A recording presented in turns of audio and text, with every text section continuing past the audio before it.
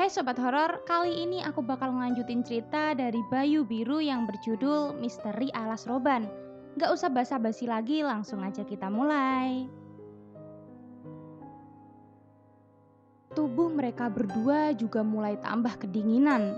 Sedang hati, tenaga, dan pikiran mereka mulai kacau, linglung, serta takut. Sambil memegangi motor yang mogok, Hendy berkata kepada Tio yang di belakangnya, "Yo, istirahat dulu, badanku sudah capek semua." Pinta Hendy yang sudah merasa kelelahan. "Uangnya ini sudah mepet, Hen. Ini cuma cukup buat beli bensin," sahut Tio di belakangnya. "Sudah, gak apa-apa, beli kopi sama teh hangat aja," sambung Hendy. "Mataku juga sudah tidak kuat beneran ini," kata Hendy dengan serius. "Ya sudah, tidak apa-apa kalau begitu," jawab Tio yang mengikuti permintaan temannya. Tak lama kemudian motor mereka dituntun ke kiri jalan menuju warung itu. Warung reot itu hanya berdiri sendirian di sebelah sisi kiri jalan. Dengan kondisi kelelahan, mereka berdua langsung memarkirkan motor tua di depan warung tersebut, tepat di bawah pohon jati besar. Saat masuk warung, mereka meletakkan helmnya di kursi depan warung dan membuka kancing jaket, tapi mereka tetap memakainya. Warung itu terbuat dari papan kayu dengan penerangan lampu neon kuning agak redup di dalam warung. Depan warung ada 2 pintu masuk yang sudah terbuka, dan jendela di tengahnya agak besar tapi sedikit terbuka. Lampu neon itu terlihat sudah sangat usang dan lusuh. Sebagai penerangan satu-satunya di dalam warung, neon kuning itu tepat berada tergantung di atas meja tengah warung. Saat mereka masuk ke dalam warung ini, ada 3 buah kursi kayu yang terpisah. Kursi ini masing-masing di depan, di samping kanan kirinya menghadap meja yang di tengah. Meja warung di tengah hutan ini berisi beberapa minuman kemasan dan juga 3 loyang macam-macam jajanan pasar. Hendy dan Tio yang capek langsung duduk meluruskan kaki di kursi sebelah kanan meja. Di depan meja ternyata sudah ada 1 orang pengunjung, seorang pria agak tua seperti pulang dari sawah.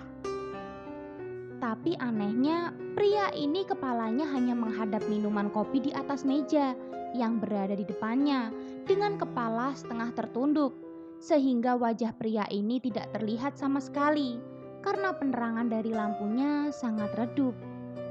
Pria ini memakai kaos loreng lengan pendek dan celana pendek warna hitam. Sedang topi caping sawahnya beserta sabit ditaruh di meja sebelah kanan kopinya. Sedang di sebelah kiri warung ada 2 orang yang bermain catur di atas kursi kayu panjang, tapi kedua orang ini hanya diam memandang catur.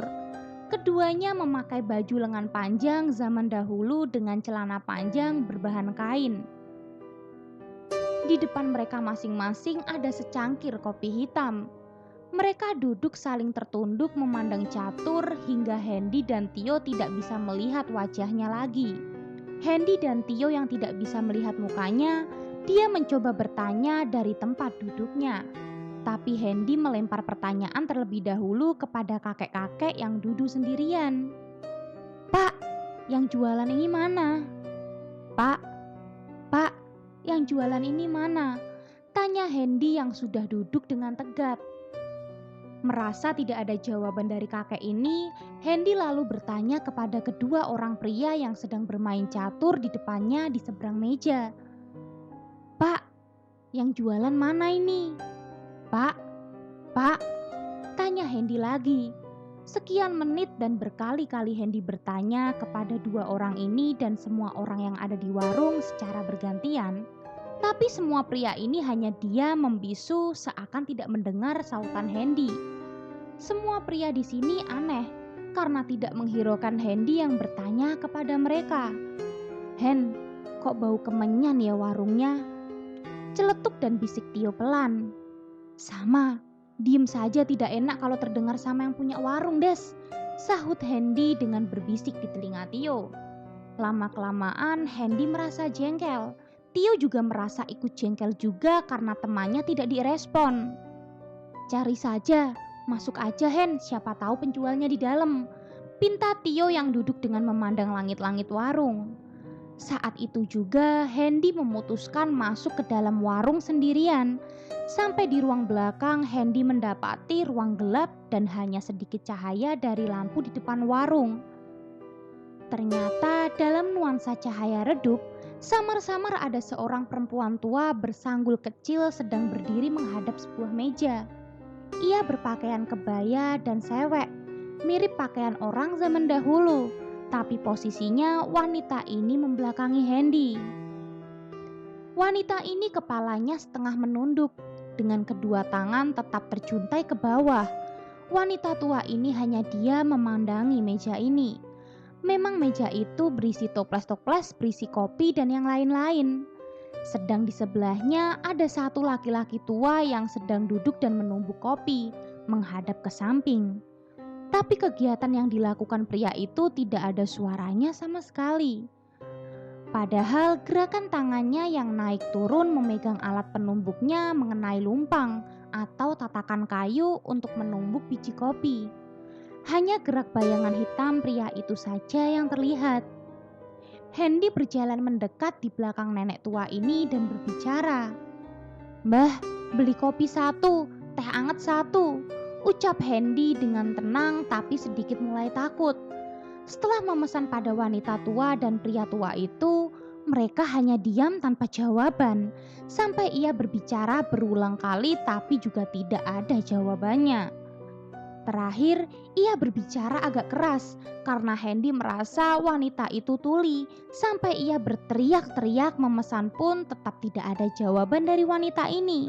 Sekian menit ia merasa ada yang lebih aneh lagi di warung ini. Tapi ia juga merasa sudah capek dan langsung kembali ke depan. Saat berbalik arah, Hendy melihat pria tua ini mengangguk kepalanya pelan. Saat itu juga Hendy merasa permintaannya sudah diketahui oleh penjual. Ia terus berjalan ke depan dengan perasaan kesal dan sedikit takut.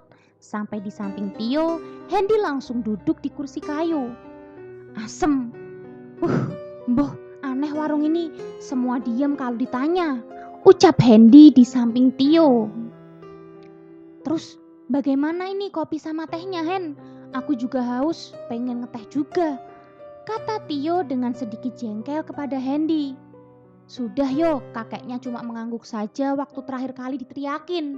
Penting bisa istirahat dulu di sini yo, badanku rasanya capek dari tadi mengemudi di jalan," sambung Hendy dengan posisi setengah badannya disandarkan di dinding yang terbuat dari kayu. "Ya sudah, duduk-duduk dulu aja," ajak Tio yang sama-sama menyandarkan tubuhnya di dinding warung itu. "Iya yo," jawab Hendy dengan menatap langit-langit yang gelap, sesekali memejamkan matanya untuk mengurangi rasa lelahnya. Waktu terus berjalan. Warung yang bercahaya remang-remang itu tetap sepi dan sangat sepi. Hanya suara rintik hujan yang terdengar mengenai tanah. Sekian lama mereka bersandar, mereka dikagetkan dengan kedatangan wanita tua itu. Hendy dan Tio langsung segera berbenah dan duduk tegap, selayaknya pengunjung warung dengan mata kepala mereka berdua saling bertatapan curiga. Wanita ini membawa 2 minuman, cangkir kecil berwarna hijau putih dengan tatakan kecil berwarna putih pekat berisi kopi, satunya gelas agak besar warna bening tanpa tatakan berisi teh. Kedua tangan nenek yang terlihat coklat dan sedikit keriput langsung meletakkan sajian kopi dan tehnya di depan mereka. Kepala wanita tua itu tetap menunduk ke bawah. Hendy yang duduk di depannya kembali menegakkan pandangannya ke arah kopi. Perasaannya senang malam itu. Pesanannya ternyata benar-benar dibuatkan oleh nenek tua ini.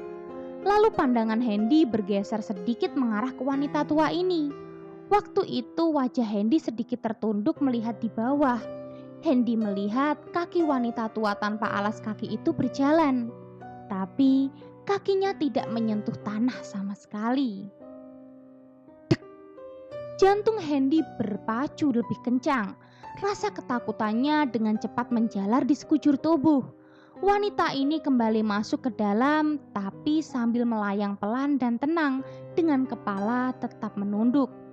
Hendy meraih gelas berisi kopinya dengan tangan bergetar dan meminumnya sampai habis. Begitu juga dengan Tio yang mengambil tehnya dengan tenang dan langsung meminumnya sampai habis. Malam itu Tio tidak melihat kaki nenek pemilik warung yang tidak menginjak tanah. Sesudah meminum kopi, Hendy masih merasa takut dan gemetaran. Padahal ia berniat menghabiskan minuman untuk meredakan ketakutannya. Perlahan, Hendy menggerakkan badannya ke arah Tio untuk bersiap melarikan diri. Sewaktu ia memegang tangan Tio, bersiap untuk menyeret temannya dan mengajaknya pergi dari warung itu, kepala Hendy menoleh dahulu kepada Tio. Ia bermaksud berbicara dan memberi kode untuk lari. Tapi saat wajah Hendy sudah menghadap temannya, Tio langsung tertawa kecil melengking. Tapi suara tawa Tio sudah berubah menjadi suara tawa perempuan. Hendy yang kaget dan tak percaya langsung memegang kedua bahu Tio dan menggerak-gerakkan badan Tio. "Yo, sadar yo! Yo, sadar! Sadar!" kata Hendy yang sudah panik dan ketakutan. "Kenapa kamu?" kata Hendy lagi yang semakin ketakutan. "Yo, kenapa kamu? Yo," ucap Hendy lagi dengan mulai melepas pegangan kedua tangannya di bahu Tio. Jangan bercanda ini di tengah hutan," bentak Hendy keras. Tetapi Tio tetap tertawa dengan suara perempuan yang melengking. Seketika itu juga Hendy yang panik langsung melayangkan bau gementahnya ke wajah Tio. Buk! Tio yang terkena bau gementah langsung jatuh tersungkur di bawah meja. Seketika tubuh Tio tersungkur ke tanah. Darah segar dari hidungnya pun ikut mengucur. Rembesan darah itu turun sampai dagu Tio. Lalu Tio bangkit berdiri lagi dengan mata melotot. Menatap tajam ke Hendy dengan kemarahan. Ia kali ini tertawa dengan suara pria yang lantang dan besar. Suara tertawanya yang menggema memecah dalam keheningan malam. Anehnya semua pengunjung di warung ini hanya diam seperti sedia kala. Mereka tetap tidak ada yang bergerak sedikit pun dan merespon keadaan mereka. Dalam kondisi panik serta cahaya yang remang-remang kekuningan, kedua tangan Hendy memegang kepalanya yang ikut menjadi berat. Hendy merasa tambah panik, takut dan bingung dan juga lelah semua menjadi satu. Saat itu juga Hendy langsung bangkit berdiri dan meminta bantuan kepada pengunjung pria di depannya.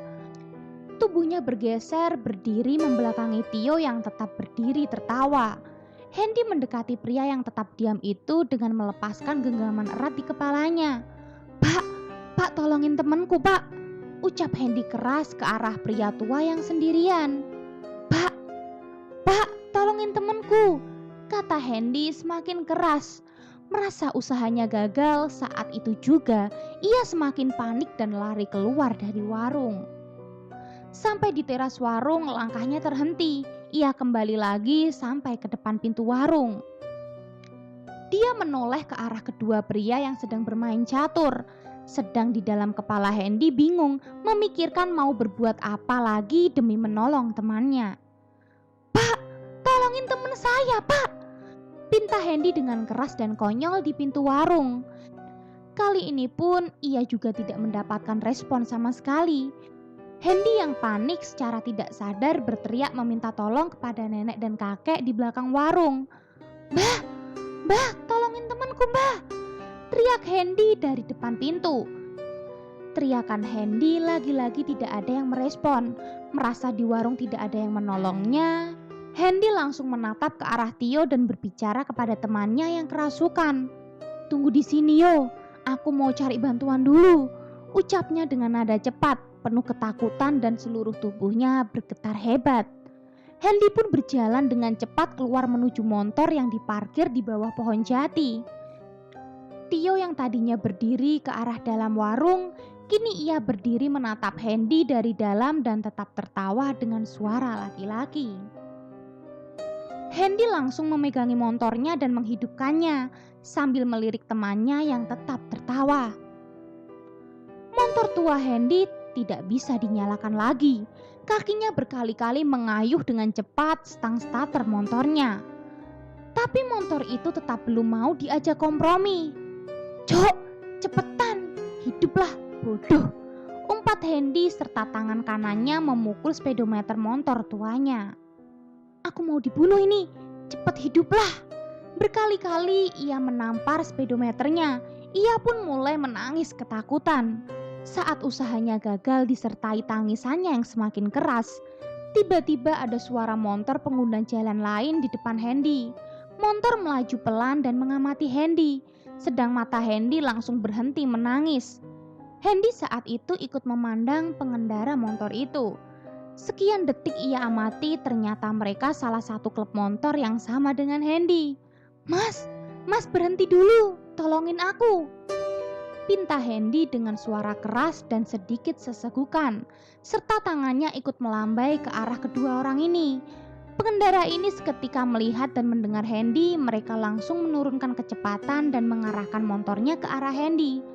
Mereka juga merasa Hendy adalah salah satu bagian klub motornya. Dua orang pengendara motor ini berhenti tepat di sampingnya. "Kenapa mas motornya?" jawab pria yang memegang kendali motor dan masih duduk di atas motornya.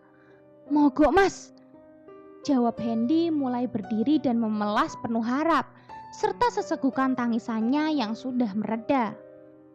"Sama minta tolong mas, tolongin teman saya di dalam warung itu," pinta Hendy sambil menunjuk warung di belakangnya. "Warung mana mas?" jawab pria yang di belakang pemegang kendali motor. Mata mereka sambil melihat tepat lokasi di belakang Hendy. "Itu loh mas," jawab singkat Hendy yang sudah berdiri dan menunjukkan warung di dekatnya. "Tidak ada warung mas di sini. Rumah Anda mana asalnya?" jawab orang yang dibonceng pengendara motor itu. Ia sambil mengamati berkali-kali warung yang disebut oleh Hendy, tapi yang mereka lihat hanya hutan lebat dan gelap yang dipenuhi tumbuhan pohon jati.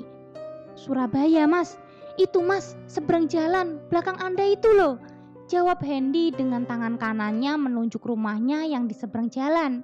Hendy sendiri merasa hutan di seberang jalan itu sudah rumahnya. "Ini hutan Roban mas, bukan Surabaya," tegas pengendara motor yang ikut bingung dan mulai takut. "Masa? Beneran mas, tolongin saya mas, teman saya di dalam warung belakang sana, rumah saya yang di depan ini," ucap Hendy meyakinkan pengendara lain serta menunjuk lagi lokasi dengan jari telunjuknya. "Wah, gila ini anak, bagaimana ini?" kata pengendara yang sedang memegang motor. Sudah, ayo ditinggal saja, paling anak ini setannya," sambung pria yang dibonceng. Penjelasan Hendy kepada pengendara lain yang tak bisa dicerna akal sehat membuat mereka juga ikut ketakutan malam itu. Mereka lama-lama ikut takut saat melihat tingkah pola Hendy. Kedua pengendara motor tua ini langsung melesatkan motornya ke jalan raya untuk pergi meninggalkan Hendy. Mas, jangan ditinggal aku mas, tolongin aku mas," teriaknya yang sudah mulai pupus harapannya dengan mulai menangis lagi. Merasa sudah tidak ada pertolongan lagi, Hendy berusaha kembali untuk menghidupkan motor tuanya. Gimana sobat horor? Penasaran kan? Kalau gitu tunggu kelanjutan ceritanya dan jangan lupa nyalakan lonceng notifikasinya. Bye.